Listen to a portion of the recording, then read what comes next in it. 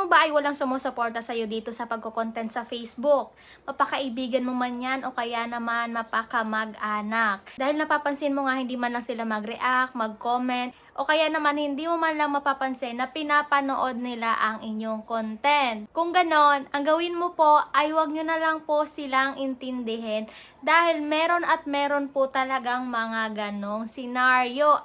I'm sure hindi ka po nag-iisa. Marami po tayong nakakaranas niyan. At meron pa nga na pinagtatawanan tayo kapag lalabas tayo.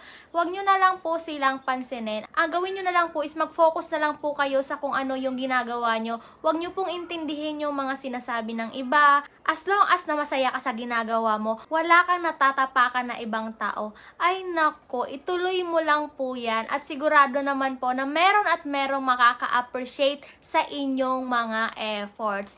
Huwag mong hayaan na sila ang maging dahilan para itigil mo kung ano yung ginagawa mo sa ngayon. Dahil once na nagpa-apekto ka, ikaw po yung talo. Mas lalo ka po nilang pagtatawanan.